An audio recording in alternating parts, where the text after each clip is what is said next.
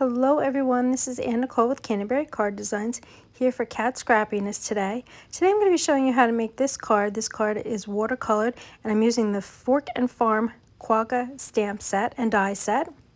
So the first card that you saw on the screen was one that I used Ohuhu alcohol ink markers.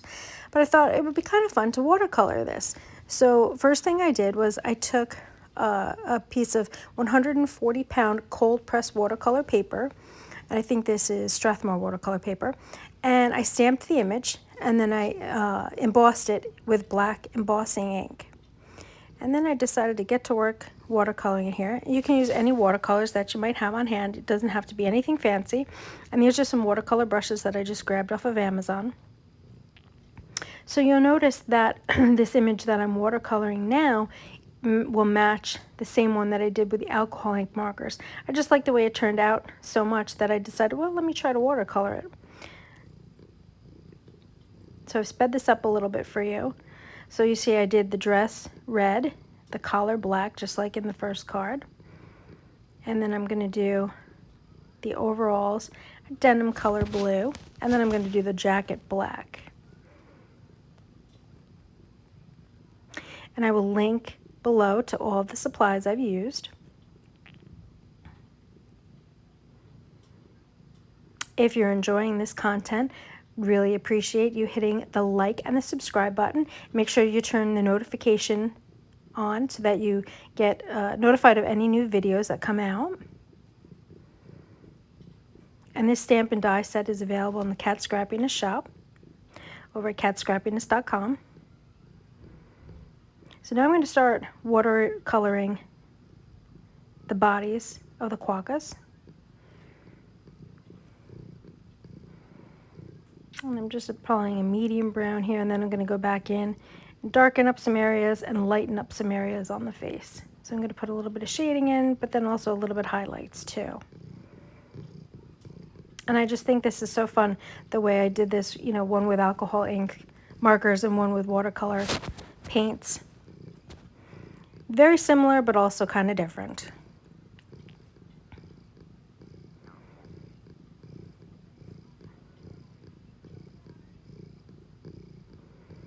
And I'm using a number 2 watercolor brush here.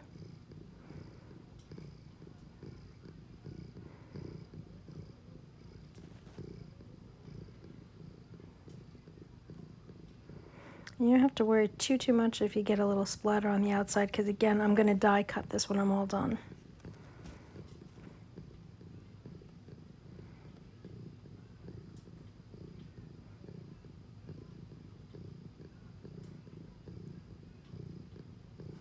I'm going to go back in with some light pink here and put a little bit of pink on the cheeks and pink on the inside of the ears.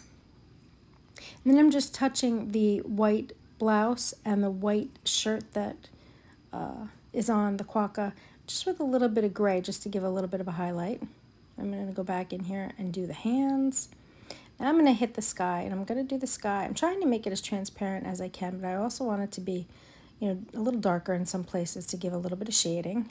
So I'm adding a lot of watercolor here, a lot of water here to my color.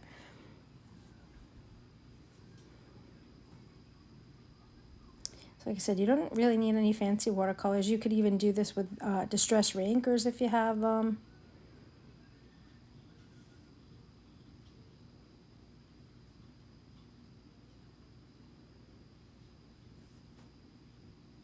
So I just kind of keep going until the sky is the color that I want it, where I want it.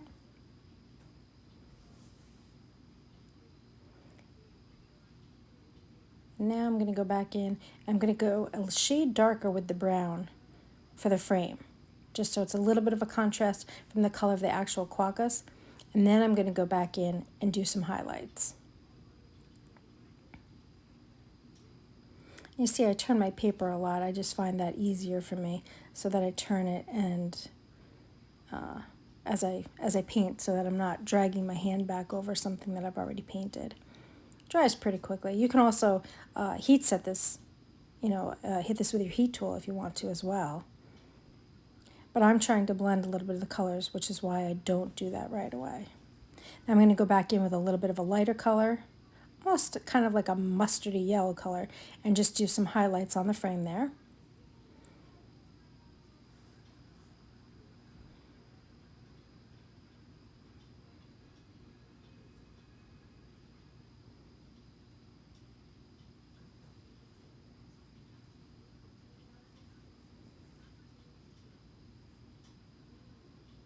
And then I'm just adding a little bit of dark to the top of the sky, just because the edge of the frame there, just to give it a little bit of contrast. Adding some more dark and highlights to the dress. Okay, so now I'm going to go back in with some gold and paint the brooch gold, and then I'm going to go back in with some silver and paint his fork silver.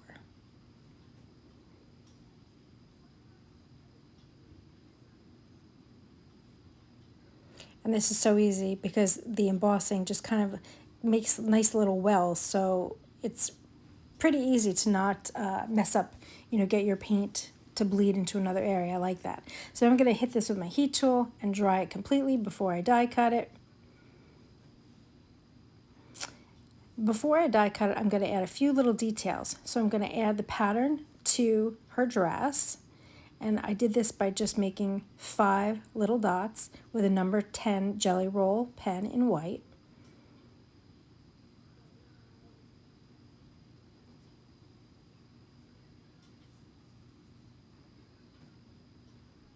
And then I'm going to add some stripes to his overalls. Me pointing my finger was where I was asking my daughter where she thought I should put the stripes, on the jacket or on the overalls, and we decided to go with the overalls. And then I'm just going to put some highlights on the quokkas themselves and then on the picture frame. Once I'm done with this, I'm going to die cut this, and I'm going to die cut one of the sentiments from the same stamp set, and then I'm going to mount this on a piece of cardstock from the Farmhouse 6x6 paper pack. And this is the finished card. I hope you like it, and I hope you've enjoyed watching this watercolor video today. Again, if you like it, hit the thumbs up, hit subscribe, and be sure to check out the stamp set at katscrappiness.com. Until next time, bye.